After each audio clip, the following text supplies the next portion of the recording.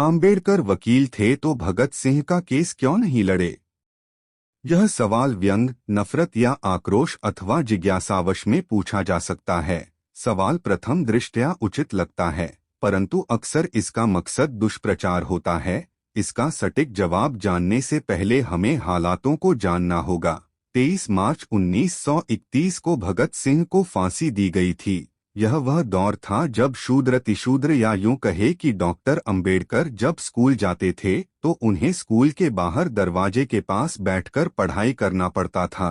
चूंकि भगत सिंह सिख थे तो उन्हें यह दंश झेलना नहीं पड़ा। शिक्षित होकर डॉक्टर अंबेडकर जब नौकरी करने बड़ौदा गए तो उन्हें किराए पर होटल, धर्मशालाएं, कमरा तक नहीं मिला। जब वे सिडन कॉलेज में प्रोफेसर बने तो बच्चे उनसे पढ़ने के लिए राजी नहीं हुए। ऐसे में जून 1923 से डॉक्टर अंबेडकर ने वकालत का काम शुरू किया। उन्हें बार काउंसिल में भी बैठने के लिए जगह नहीं दी गई। अस्पृश्यता के चलते डॉक्टर अंबेडकर को केस नहीं मिल पाते थे।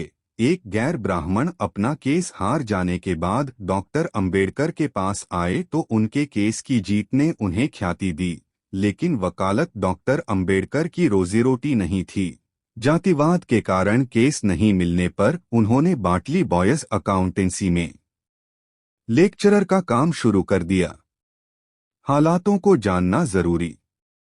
यह वह दौर था जहां किसी अछूत के छूने भर से हिंदुओं का धर्म भ्रष्ट हो जाता था। इस दौर में आर्थिक जद्दोजहद के बीच जब कोई केस देने के लिए तैयार न हो, वहां भगत सिंह का केस डॉक्टर अंबेडकर द्वारा न लड़ने का बेतुका तर्क पेश करना महज मूर्खता है। वैसे भी भगत सिंह का केस लाहौर में चल रहा था जबकि डॉक्टर अंबेडकर मुंबई में रहा करते थे और भगत सिंह के केस की पैरवी जाने माने वकील आसिफ अली कर रहे थे। वकालत के क्षेत्र में उनका दबदबा था। ऐसे में आसिफ अली को हटाकर डॉक्टर अंबेडकर को केस देने की कल्पना भी कोई कर नहीं सकता था। आरएसएस के गोलवलकर के मित्र भगत सिंह विरोधी। भगत सिंह के खिलाफ जहां सुप्रसिद्ध वकील आसिफ अली पैरवी कर रहे थे, वहीं अंग्रेजों की तरफ से पैरवी करने वाले ब्राह्मण वकील का नाम था सूर्य नारायण शर्मा। यह वही शर्मा है जो आरएसएस के संस्थापक गोलवलकर के बहुत अच्छे मित्र थे।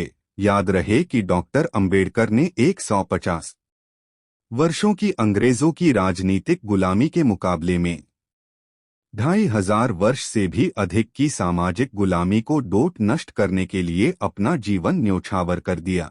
ऐसे में आज़ादी की लड़ाई को लेकर जहां क्रांतिकारियों का नाम गर्व से लिया जाता है, वहीं सामाजिक आज़ादी के लिए सर्वश्रेष्ठ स्थान पर डॉक्टर अंबेडकर का नाम अभिमान के साथ लिया जाता है। एक पहलू यह भी, जिस समय संपूर्ण देश में एकमात्र अछूत वकील के तौर पर डॉक्टर अंबेडकर की पहचान थी, तब भी उन्हें केस नहीं मिल पाए। आर्थिक तंगी के चलते प्रोफेसर की नौकरी करनी पड़ी। ऐसे में भगत सिंह का केस स्वयं पहल कर मुंबई से लाहौर जाकर लड़ना किसी भी दृष्टिकोण से सुविधाजनक नजर नहीं आता। यदि केस लड़ना भी चाहे तो मशहूर वकील आसिफ अली से केस वापस लेकर डॉक्टर अंबेडकर को सौंपने का कोई तार्किक मुद्दा नजर नहीं आता। एक पहलू यह भी है कि जहां ब्राह्मण वकील अंग्रेजों की पैरवी कर रहे थे, वहां देश में अनेक नामचीन वकील क्या तमाशा देख रहे थे। जबकि वर्ष 2013 में पाकिस्तान के वकील इम्तियाज कुरैशी ने भगत सिंह की केस को दोबारा खुलवाया। इसकी पैरवी अब्दुल रशीद ने की। 2014 में अब्दुल ने एफआईआर की कॉपी मांगी तो पता चला कि एफआईआर में भगत सिंह का नाम ही नहीं है। उन्हें केवल रजिस्टर के आधार पर फांसी दे दी गई। और अंत में डॉक्टर अंबेडकर की निष्ठा व कार्य को लेकर समय समय पर मनुवादियों द्वारा सवाल उठाया जाना एक आम बात है, लेकिन हमें उतनी ही सजगता से सभी तरह के आक्षेप व आरोपों का प्रति उत्तर देने आना चाहिए।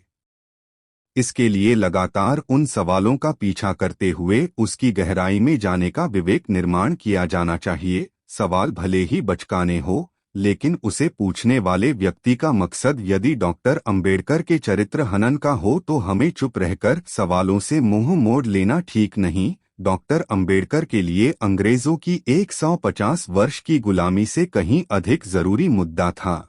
2500 वर्ष की सामाजिक व वर्ण व्यवस्था से उपजी जातीयवादी गुलामी को समाप्त करना अत्यंत जरूरी लड़ाई उन्होंने लड़ी। अब हम क्यों चुप रहे?